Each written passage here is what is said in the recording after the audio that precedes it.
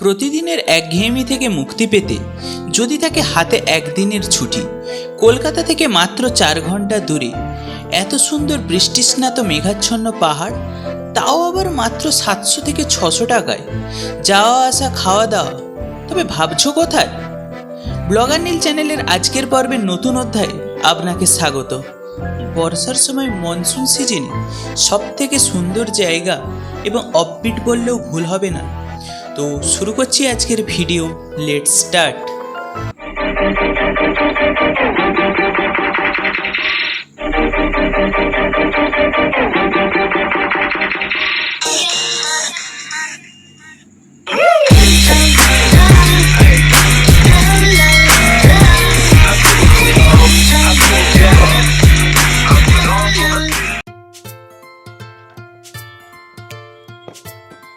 তো good evening guys, আজ হচ্ছে 22শে জুন আর এখনো বাজছে ঘড়িতে 9:09। আর আমরা যেতে চলেছি আজকে এক নতুন জায়গা। তো জায়গাটা তোমরা যতটা থাম্বনেল আর ইন্ট্রো দেখে ইন্টারেস্ট হয়েছে, তো বাকিটা ব্লগের মধ্যে থাকছে। আর আজকে কোথায় যেতে চলেছি? আজকে যেতে চলেছি সমুদ্রপৃষ্ঠ থেকে প্রায় 4000 মিটার উঁচুতে একটা পাহাড় ভ্রমণের ট্রেকিংয়ের নতুন অভিজ্ঞতা সম্পূর্ণ। একা যাচ্ছি, সোলো যাচ্ছি। তো কেমন কি, কোথায় থাকা যায়, কোথায় থাকবো না অবশ্য আমি, কিন্তু আমি ইনফরমেশন দেবো কোথায় কি থাকা যায়, কোন ট্রেনে যাচ্ছি, কখন পৌঁছচ্ছি আর কিভাবে ওখানে ট্রেকিং করবো, সেই সবের কিছু বন্দোবস্ত নিয়ে আজকে বেরোবো আমি। আর যেহেতু ট্রিপে আমি আজকে একাই থাকছি, তো আমি টুকটাক খাওয়ার কিছু নিয়েছি আর আমার ব্যাগের জন্য আমি একটা ছোট ব্যাগই ক্যারি করছি।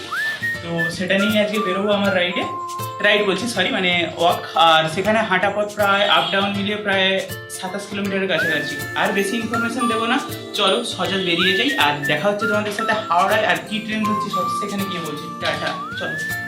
তো যেহেতু প্রথমবার একা যাচ্ছি, তো প্রচুর এক্সাইটেড। আর এখন চিংড়িঘাটে আছি, এখান থেকে বাস ধরবো, হাওড়া যাবো। এখন অনেক হয়ে থাকে, আজকে রবিবার, সম্ভবত ট্রাফিক অনেকটাই হালকা আছে। আর যাওয়া যাক, দেখি কি হয় আপাতত। চলো বেরোই। ট্রেন আছে 11:30 আর এখন বাজে 9:20। এখনও এনাফ টাইম আছে, তো যাওয়া যায়। এখন কত সময় লাগে বলতে পারছি না।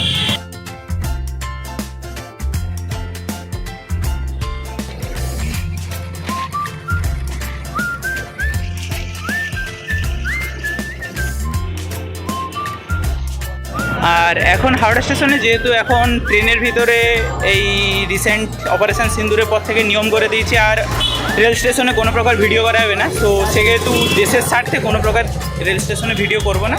আর টিকিট কাটি, তারপরে তোমাদের মোটামুটি টুকটাক দেখাবো, বেশি কিছু আমি ডিটেলস ভিতরে কিছু দেখাবো না। চলো, আজ আমরা যাত্রা করতে চলেছি train number 12307 Howrah Jodhpur superfast express, যা ছাড়বার সময় রাত্রি 11:30 আর পৌঁছবে ভোর 4:10।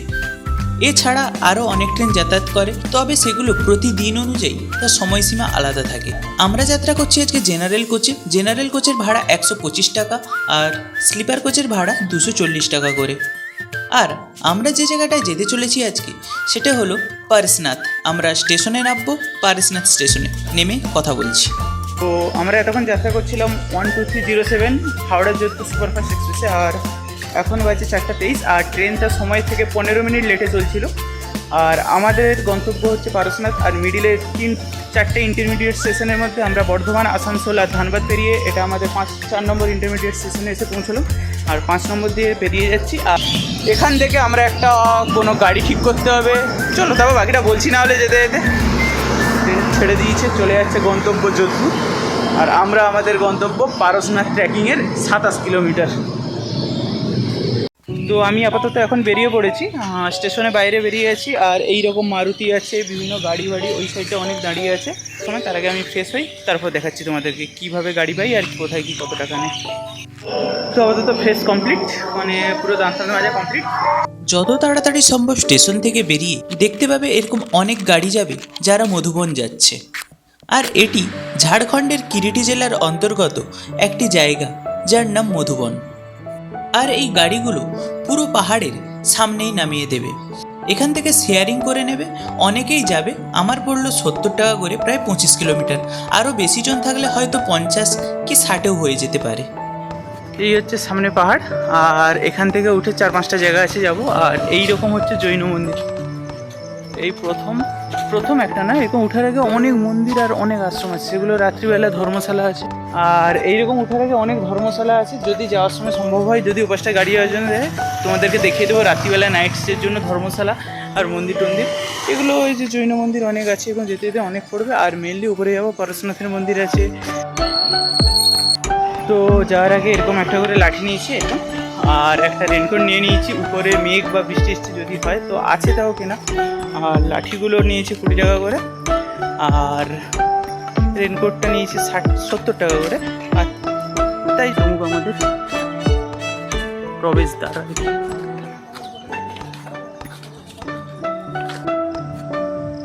ওই নিচের ওই ঘরটার কাছ থেকে ট্রেকিং শুরু করছি, সবে মাত্র একটু উঠেছি, তো এখনও অনেকটা রাস্তাই বাকি। এখানে মেনলি থাকে আদিবাসী সম্প্রদায়ের মানুষজন, আর সেখানে দেখাচ্ছি, চলো। আর হাঁটা সবে শুরু। এরকম রাস্তার মিডিলে এরকম শর্টকাট পাওয়া যাবে, যতগুলো শর্টকাট হবে ততগুলো শর্টকাট মারবো তাড়াতাড়ি। এবার বেশি শর্টকাট মারতে গেলে বনে হারিয়ে চান্স প্রচুর থাকবে। এটা আপাতত শর্টকাটই নিচ্ছি, সামনে রাস্তা দেখতে পাচ্ছি সেজন্য।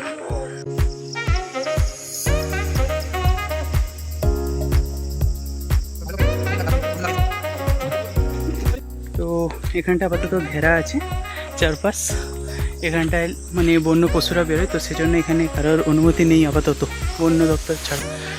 তো এখান থেকে শীতল নালা 3.2 কিলোমিটার। যেহেতু তোমাদেরকে বলেছি আমি পুরো কম খরচে গাইড ট্যুর দেখাবো, তো একবার ব্যাকগ্রাউন্ড করেই দেখাচ্ছি তোমাদের, দেখো আর কথাটা বলছি শোনো।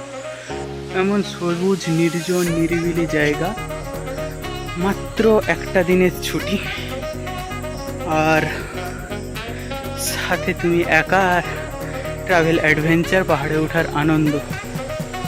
আর শহরের ইট পাথর বালি ছেড়ে আর গ্রাম বাংলার পাকার রাস্তা ছেড়ে যদি একটু আনন্দ, একটু সবুজায়ন আর একটু মজার খোঁজে আসতে চাও, তো কাছাকাছি কম খরচের মধ্যে একদম পারফেক্ট ডেস্টিনেশন এটাই। তো পাহাড়ের ট্রেকিং সাথে মজা আনন্দ সব পাবে, একা করলেও কোনো একটা মুহূর্তের জন্য নিজেকে বিরক্তি মনে হবে না। এমন সবুজ পাহাড়ের কোলে কার না হারিয়ে যেতে ভালো লাগে বলো। তবে এখানে বানর টানর প্রচুর আছে, সেগুলো থেকে সাবধান। আমি চশমাটা খুলে দিয়েছি, এমনিতেও ঝাপসা, উপরে হালকা হালকা জলের মানে কুয়াশা ভিজে যাচ্ছে, কারণ মুখের গরম জলীয় বাষ্প আর বাইরের প্রকৃতির ঠান্ডা হাওয়া মিলে চশমার কাঁচ ঘেমে যাচ্ছে। তার উপরে বানর আছে, ওরা নিয়ে নিতে পারে সেজন্য। আর এইরকম সব বাইকে করে নিয়ে যাচ্ছে, ওই দেখো। এই হচ্ছে এখানকার মানুষের জীবনযাত্রা। প্রতিদিন এনারা উপরে ওঠেন, উপরে ব্যবসাপাতি আছে, সেগুলো সামলান, আবার নিচে নেমে যান। তো মুড়ি বিস্কুট কেক আছে, আর এনার্জি ড্রিঙ্কের জন্য এই ওআরএস একটা নিয়ে এসে, ওআরএস প্যাকেট আছে 2-3টে, সেটাই জলে গুলিয়ে যাওয়া আর কি। ওআরএস কমপ্লিট, সবুজ। চলো আবার হাঁটা লাগাই। আর উঠতে উঠতে এখানে অনেক মন্দির আছে, সামনেই একটা মন্দির পড়েছে, ওটা দেখাচ্ছি। ঢুকছি আপাতত, মনে হয় মন্দিরে ঢুকতে পারবো আশা করছি। এই সবুজের বুকে অসাধারণ লাগছে, মানে এইরকম উপরে বেয়ে বেয়ে যখন উপরে উঠছি হাঁপিয়ে যাচ্ছে একটু উঠে করি, মানে প্রচণ্ড রাস্তা খাড়ি, প্রচণ্ড, মানে না আসলে বোঝা। কিন্তু ট্রেকিংয়ের মজা কিন্তু একটা আলাদাই হয়, সোলো হোক আর বা বন্ধুদের সাথেই এসো, যাই এসো। ভীষণ ফাঁকা, পুরো ফাঁকা। যদি আসতে চাই এরকম বাইক আছে, আর এইরকম কাকুরা পালকি নিয়ে আসছে, এরকম পালকিরও ব্যবস্থা আছে যারা বয়স্ক আছে বিশেষত তাদের জন্য। অন্যরা আসতে পারে, কিন্তু সেটা নিজেরই কেমন লাগবে। এই সেই জৈন মন্দির, এটা কী লেখা আছে, কালিকুট ধাম লেখা আছে। তো অর্থাৎ এটা ভেতরে ঢুকছি, চলো দেখা যাক। ঢুকে ভিতরে ফোন এলাও আছে কিনা। কিন্তু স্থাপত্য কারুকার্য অসাধারণ, মাইন্ড ব্লোয়িং।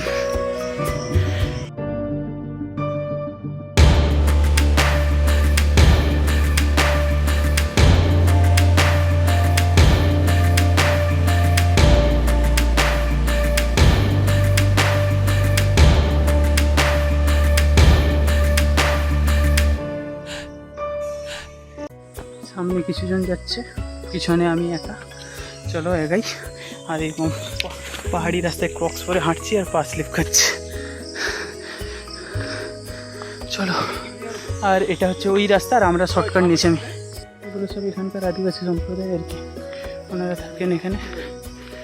আর সামনে দোকান টোকান আছে চাটা খাবার।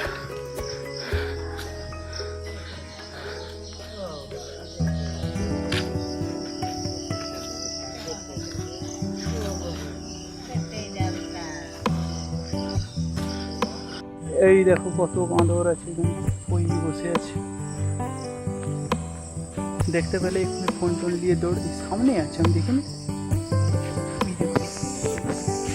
আর আপাতত আমাদের এই পাহাড়টা ট্রেকিং কমপ্লিট, এটা থেকে পুরো ঢালে নেমে যাচ্ছি, এটা পুরো ঢালে নামছি। এবারে উঠবো মেন যে পাহাড়টা, সব থেকে লং ডিস্টেন্সের, ওই কুয়াশায় ঢাকা, দেখা যাচ্ছে না পুরো মেঘ, ওখানে পুরো মেঘ কুয়াশা ঢাকা। আশা জাগাচ্ছি তো, রোদ না সেরকম বেড়ালে, কুয়াশা না মেঘ না সরলে ভালো মতো। ওই উপরের একেবারে চূড়ায় একটা মন্দির আছে, আমি নিজে খালি চোখে দেখতে পাচ্ছি না, কিন্তু এতে দেখা যাবে কিনা বলতে পারছি না। ওই ফাঁক দিয়ে ওই ওই উপরের দিকে আছে, ওখানটায় উঠবো, অনেকটা উঁচু, ওটাতেই হচ্ছে মেন। আর এইটা একটা পাহাড় যেটা কমপ্লিট করেছি। চলো এখন নামছি, এই পাহাড়টা থেকে কমপ্লিট করে নেমে গিয়ে অন্য ওই পাহাড়টা উঠবো, ওখানটায় উঠতে আরও অবস্থা খারাপ যাও। ডগেশ ভাই আসছে। একঘেয়ে জীবন আর কলকাতার এই বিভৎস গরমকে বিদায় জানিয়ে একদিনের ছুটি কাটাতে চলে আসলাম আজকের ঝাড়খণ্ডের সর্বোচ্চ শৃঙ্গ পারেশনাথ, যার উচ্চতা 4500 ফিটের কাছাকাছি। যারা আমার মতো এমন পাহাড় ট্রেকিং বা ভ্রমণ পিপাসু আছেন, বিশেষত তাদের জন্য আমি এসেছি এখানে কেবল এই বর্ষার সময় কলেজের সেমিস্টারের পর একদিনের ছুটিতে নিজের মতো আনন্দ উপভোগ করতে। আজ আমি শেয়ার করতে চলেছি পাহাড়ের রাস্তা, সেখানের প্রকৃতি, বৈচিত্র্য ও একরাশ মেঘের মধ্যে সবুজের কোলে হারিয়ে যাওয়ার অনুভূতি ও রাস্তার বর্ণনা। বনে তো বিভিন্ন রকম জন্তু জানোয়ার, মানে বিষাক্ত কিছু থাকে শুনেছি, তার মধ্যে একটা জিনিস দেখাচ্ছি, দেখো সাইজটা একবার দেখো, কাঁকড়া বিছার কত বড়, কত বড়, বাবরে বাস। পুরো 1200 এরকম পালকি নেয়, 5-6 হাজার 8 হাজার করে নামছি পুরো ফুল স্পিডে। সুকুন কাকে বলে দেখবে, দেখাচ্ছি, দেখো শুধু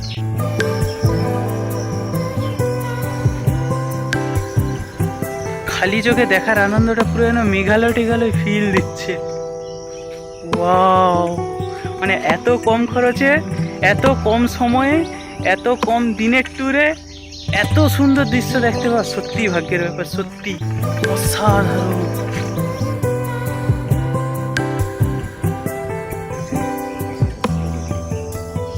জিনিস দেখাচ্ছি, দেখো আস্তে আস্তে পুরো ওই যে ওই পাশ দিয়ে আসলাম, পুরো আস্তে আস্তে কুয়াশা ঢেকে যাচ্ছে। দেখো ওই পাশে পাহাড় টাহাড়গুলো পুরো সাদা হয়ে আছে, আর এই পাশ দিয়ে আসছি এগুলো পুরো একেবারে কুয়াশা ঢাকা, পুরো সাদা।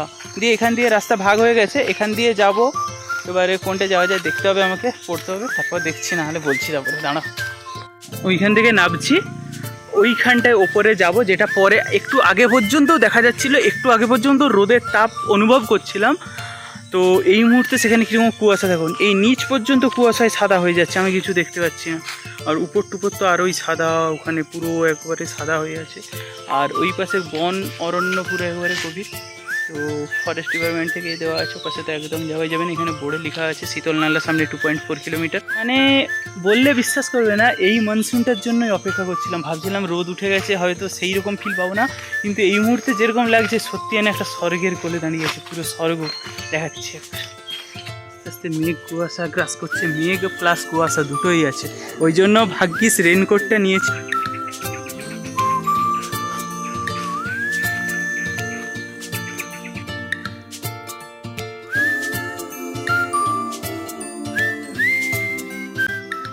কত সামনের জিনিসও দেখা যাচ্ছে না, পুরো কুয়াশা ঢাকা। আমার থেকে হয়তো বড় জোর 4 পা 5 পা দূরেই দাদাগুলো, মানে ভাই দাদাগুলো দাঁড়িয়ে আছে, ওরা আসছে পুরো কুয়াশা ভর্তি। আমার বেড়ানোর পর খবর সঙ্গীত এই প্রথম বলেছিলাম খাবো বলে, প্রায় 1.5-2 ঘন্টা হাঁটার পরে একটা পাহাড় পেরিয়ে আরেকটা পাহাড়ে এসে তারপরে একটু খেতে উঠলাম। এত খিদে, পেট খারাপ হয়ে যাচ্ছিল অবস্থা, ওই জন্য একটু মুড়ি, হালকা করে মুড়ি চানাচুর আর একটা কেক ছিল, 2-3 স্লাইস হচ্ছে কেক নিয়ে নিয়েছি। পরে আবার খাওয়া হবে, এনার্জি বুস্টের জন্য চকলেট আছে। দেখা যাক এইভাবেই চলতে হবে, অনেকটা রাস্তা তো। যাই হোক, রোদ্রের চাপটা কমে গেছে বলে সেটুকুটা আরও ভালো লাগছে হাঁটতে। চলো হাঁটি।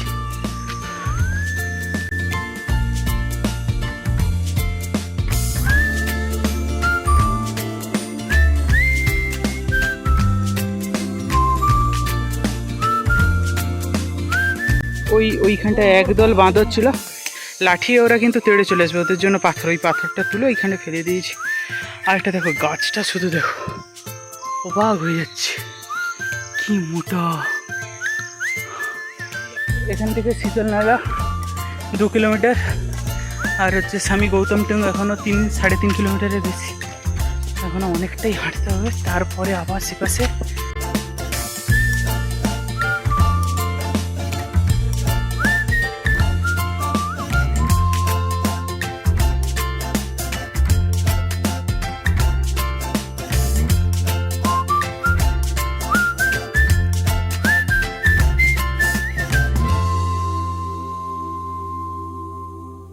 বহু অপেক্ষার অবসান, বৃষ্টি বৃষ্টি বৃষ্টি।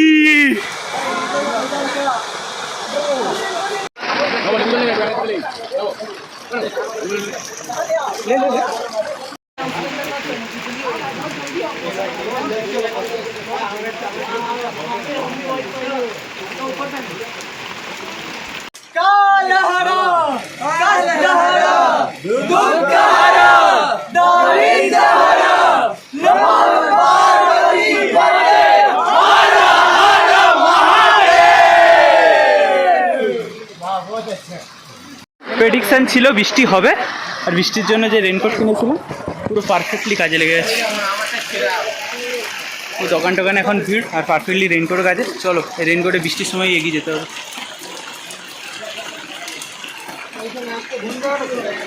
ভাবছো হয়তো আমার ভিডিও বা ক্যামেরা কে ধরে দিচ্ছে, তো বলে রাখি ওঠার সময় থেকে কিছু দাদা আর কিছু ভাইদের সাথে পরিচয় হয়েছিল, তাদের সাথে উঠেছি। তবে আগে পরে হয়ে যাওয়ার কারণে দল বিচ্ছিন্ন হচ্ছে, কখনো দেখা হচ্ছে।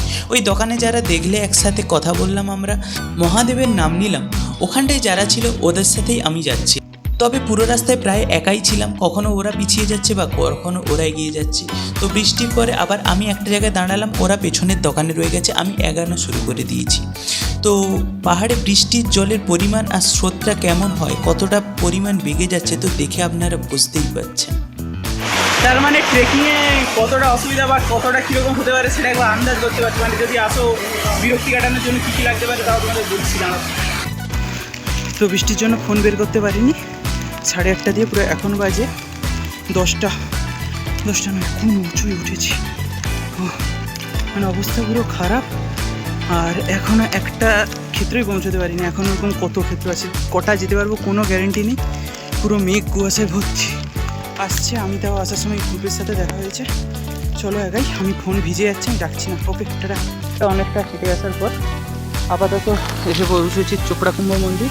এপাশ দিয়ে যেতে হবে জল মন্দির, এখনও কতটা উঁচু তার কোনো ঠিক নেই। আমরা মানে সেই সকাল থেকে হেঁটেই চলেছি, রেস্ট নিচ্ছি একটুক্ষণ ধরে, আবার হেঁটে চলেছি। ফোনটা যা বের করলাম, একটু বৃষ্টিটা কমেছে, চারিদিকে নজারা পুরো খাদ। আর এই সামনে মন্দির আছে, চলো সেই মন্দিরটাই ঘুরে দেখে আসছি একবার। জলের জন্য দেখা যাচ্ছে না আমাকে। আর এখানে যতগুলো পবিত্র কুণ্ড আছে, মানে কুণ্ড আছে, মানে আছে, তার মধ্যে এটা একটা। চলো কুম্ভের আলোচনা বলতে পারছি না।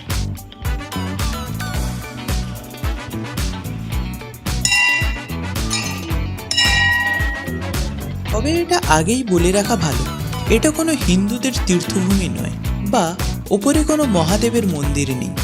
এখানে রয়েছে মেন জৈন সম্প্রদায়ের প্রধান তীর্থভূমি। আমাদের যেমন কৈলাস, বদ্রীনাথ, কেদারনাথ, ঠিক তেমনই জৈন সম্প্রদায়ের এটি তাদের প্রধান তীর্থভূমির মধ্যে একটি। তো আমি এখন এসে পৌঁছেছি স্বামী গৌতম টুং। এরপরে দূরে দেখা যাচ্ছে চন্দ্রপ্রভু টুং, ওখানে আমি যেতে পারিনি। আর এরপর যাব জল মন্দির, তারপরে পরেশনাথ। তবে আমি এখানে এসেছি এখানকার পরিবেশের সৌন্দর্য, কম টাকায় একদিনের ঘোরা আনন্দ উপভোগ করতে, আর এখানের ইতিহাস সম্পর্কে জানার জন্য। এখানে যেটুকু জানলাম, এখানে জৈন সম্প্রদায়ের টোটাল 24 জন মোক্ষ লাভ করার জন্য তপস্যা করেছিলেন, যার মধ্যে এখান থেকে 20 জন মোক্ষলাভ করেছেন, আর বাকি 4 জন এখানে মোক্ষলাভ করতে পারেননি, তারা করেছে অন্য জায়গায়। এই মধুবনের টোটাল 9 কিলোমিটার পাহাড়ের চড়াই, 9 কিলোমিটার উতরাই আর 9 কিলোমিটার বন্দনা, মানে মন্দিরগুলোর বিস্তৃতি। এই নিয়ে টোটাল 27 কিলোমিটার এখানে। বাকি 4 জন যারা মোক্ষলাভ করেছেন, পাওয়াপুর থেকে মহাবীর স্বামী, আদিনাথ পর্বত থেকে কৈলাস, চম্পাপুর থেকে বাসুপুর, গিরিনাথজি থেকে, কিন্তু তাও এখানে টুম করা রয়েছে 24 জনেরই। আর এই বড় মন্দিরগুলো যেগুলো রয়েছে, এগুলো যারা মোক্ষলাভ করেছে তাদের এখানে পাদুকা রয়েছে আর সমাধিস্থ করা হয়েছে। আর 4টি যারা এখান থেকে মোক্ষলাভ করেননি, তাদের শুধু পাদুকা রেখে এখানটায় মন্দির স্থাপন করা হয়েছে।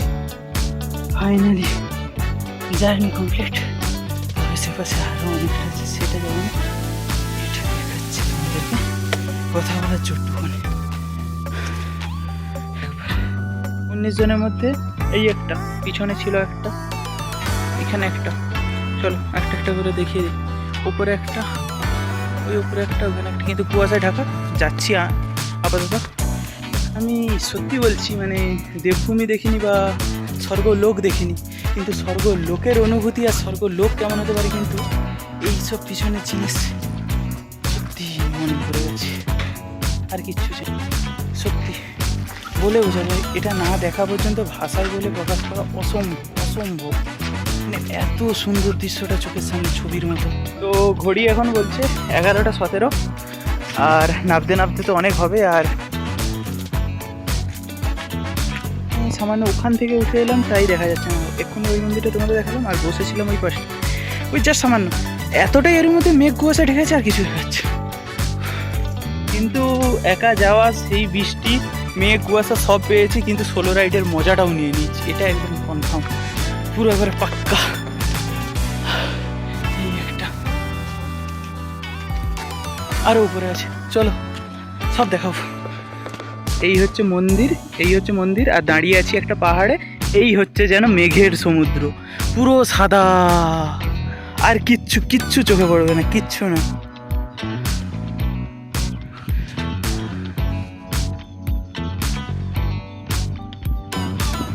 পুরো যেন মেঘের সমুদ্রে ভাসছি, আর এত সুন্দর শীতল একটা ঠান্ডা হাওয়া, এই জলবিন্দুগুলো গায়ে গায়ে লাগছে, সেই যেন আলাদা অনুভূতি লাগছে। পুরো কিছু দেখা যাচ্ছে না। এরই মধ্যে আমি নিচ থেকে যে ভিডিওটা দেখিয়েছিলাম, পুরো স্পষ্ট দেখা যাচ্ছিল এই মন্দিরগুলো। আমি তার মধ্যে উপরে আসছি, পুরো সাদা, একা, কেউ নেই, ফাঁকা, কেমন লাগছে শুধু দেখো। আর সেই ঠান্ডা অনুভূতি, মানে মেঘে বাজ পড়ে দেখেছি, কিন্তু আমরা এখন এমন জায়গায় আছি, বাজ নিচে পড়ছে, আওয়াজ শোনা যাচ্ছে। এই একটা, আমরা এখনই ওই দিকটায় বসেছিলাম, মেঘের কারণে কিচ্ছু দেখা যাচ্ছে না। ওই সাইডে পুরো ওই দিকটা বসেছিল, পুরো এইটা দেখা যাচ্ছিল। ওই হচ্ছে জল মন্দির, আমি ওখানটায় যাব। আর আমি বসেছিলাম প্রথমে ওই জায়গাটা থেকে তোমাদের ভিডিও এই দূরেরগুলো দেখিয়েছিলাম। ওই দেখো জৈনরা এসছে, ওরা ওদের যাত্রা করছে, দেখো ওখানটায় দেখতে পাবে, সম্ভবত আমি এখান থেকে দেখতে পেলাম, ওই ঘুরছে। হ্যাঁ ঠিক আছে। আর এইটা এসে উপরে দেখছি গরুগুলো চলে গেছে, আর ওটা যাওয়ার চেষ্টা, ওই হচ্ছে। আর ওই উপরের চূড়াটা হচ্ছে পরেশনাথ, ওই একেবারে উপরে চূড়া, ওটা হয়ে নিচে নামবো। আর ওই পাশে আরেকটা আছে, আর যাওয়ার দম নেই নয়, যাওয়ার দম আছে, কিন্তু বাড়ি ফিরতে হবে, মানে বাড়ি ফিরতে নয়, আজকে ট্রেন ধরে আজকে চলে যাবো, কোনো রুম টুম নেই সেজন্য। আর নেমে ধর্মশালা আছে, থাকা যাবে, কোনো অসুবিধা নেই, কিন্তু থাকবো না, রুমে চলে যাবো। কাজটা যাচ্ছে আমার।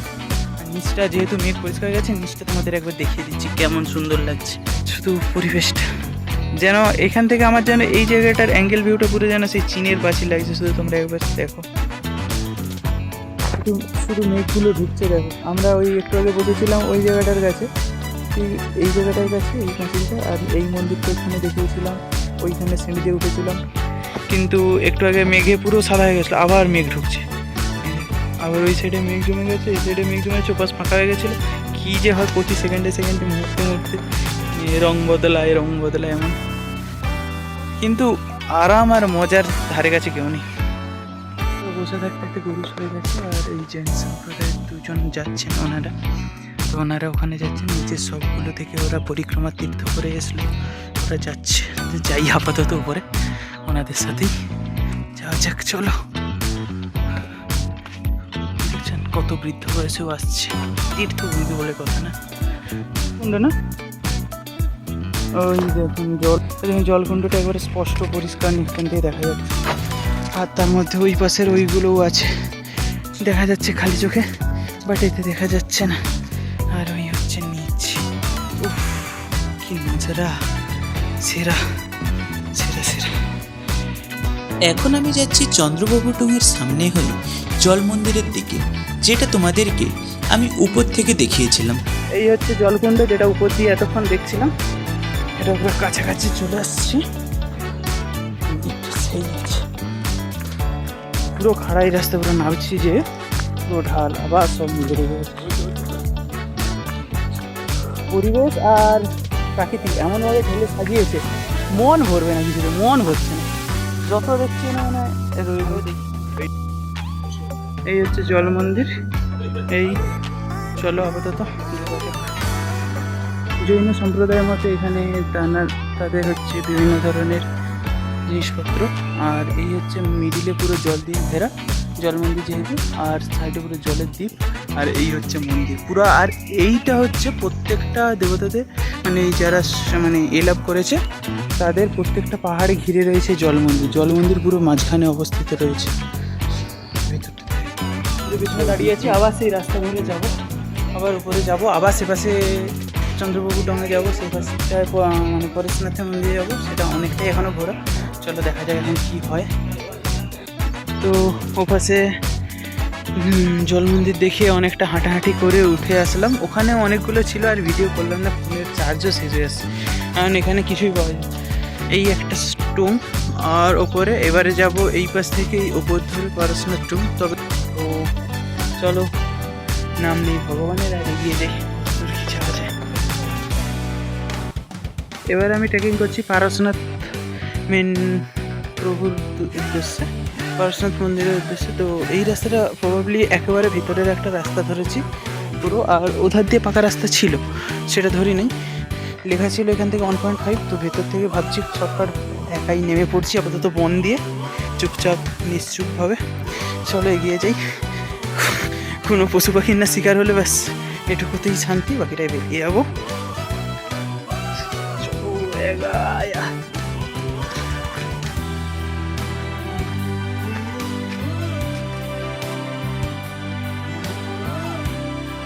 एक बार नजारा देख लो, क्या सुकून है। আর ওই হলো পরেশনাথ মন্দির। ঘড়ি কাটা বলছে এখন সময় 1:32, 1:30টার কাছাকাছি, 1:30টা বেজে গেছে। তো আপাতত টুকটাক খাওয়া দাওয়া, মানে বাড়ি থেকে আনা খাওয়া দাওয়া কমপ্লিট। চলো এগোই, আস্তে আস্তে নামতে হবে, দিয়ে আজকে দিয়ে আবার রাতের ট্রেন ধরে আজকেই হাওড়ায় পৌঁছে রুমে পৌঁছবো, তারপর দেখা যাক যা হয় হবে, দেখা যাক। চলো নির্জন বনের ভিতর,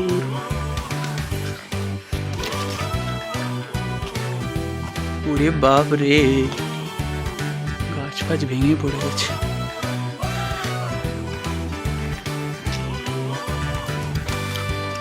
মেঘ আবার ঘিরে যাচ্ছে।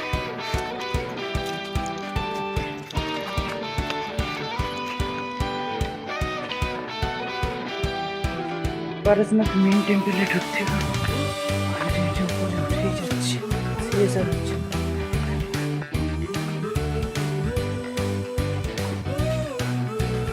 চীনের বাঁচির জন্য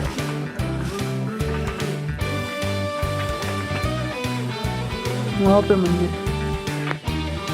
আমাদের অন্তিম পর্যায়ের শেষ তীর্থ, এটাই শেষ করবো, তারপরে এটা নিচে যাওয়ার পালা। এটা মনে হয় 4,500 ফিটের, অনেক অনেক উপরে দেখাচ্ছে। দেখো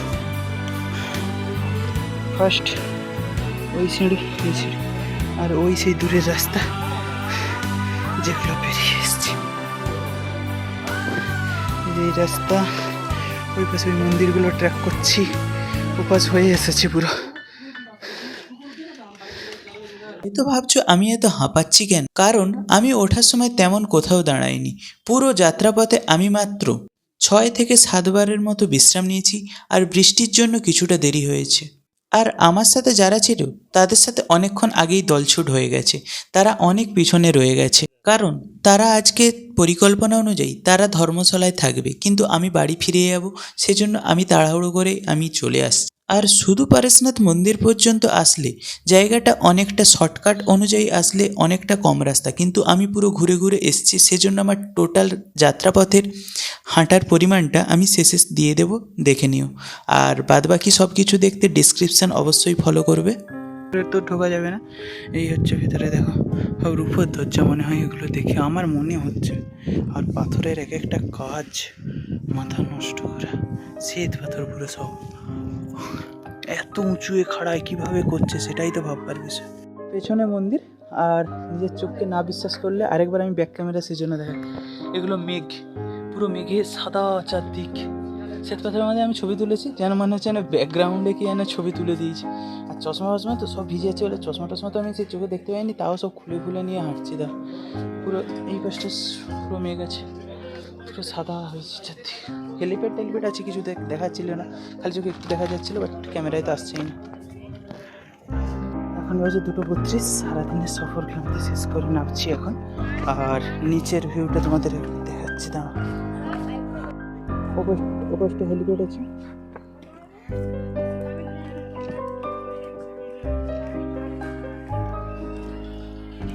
চুরি করছিলাম ওই পাশের পাহাড় থেকে, আর এই পাহাড়ের সর্বপ্রথম মন্দির দেখিয়েছিলাম এইটা, এই ছোট মতো যেটা দেখা যাচ্ছে দেখো, এই চকচক করছে এটা।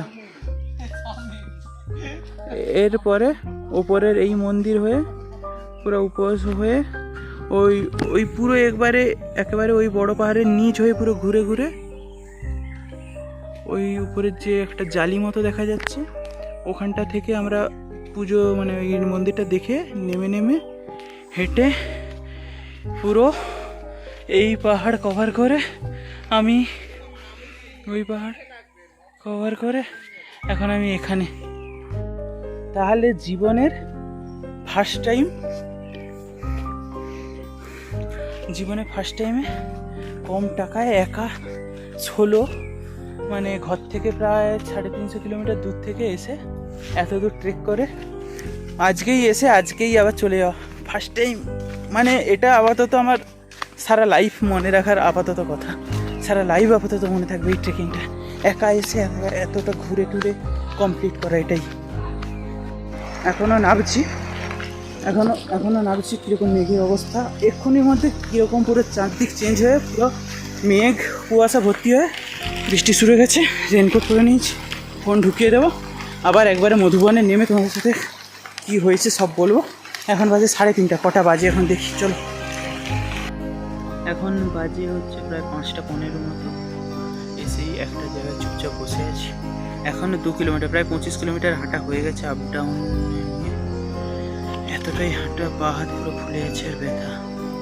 সিঁড়ির ধাপ তো নর্মালি সমতল ভূমি হাঁটলে সেটা মনে হয় না, বাট এতটা হাঁটা পরিশ্রম, প্রচণ্ড ভাগ। এখনও 2 কিলোমিটার মতো হাঁটে নামতে হবে।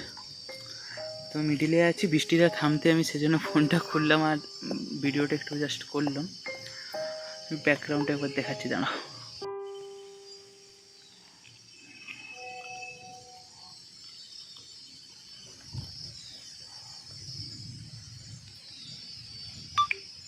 আপাতত 6টায় আমার যাত্রা শেষ করছি। এইরকম আশ্রম আছে পুরোই পাহাড়ে ওঠার আগে ধারে দুদিকেই পুরো আশ্রমে ভর্তি, ওগুলো থাকা খাওয়া সব পাওয়া যাবে, তোমরা যদি আসতে পারো।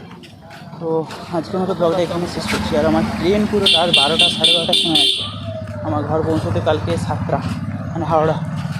তো আর বেশি এনার্জি নেই আর ফোনে চার্জ নেই, তো সবার মতো আজকের মতো ব্লগটা এখানেই শেষ করছি। তোমরা ভালো থেকে সুস্থ থাকো। ওকে, গুড ডে।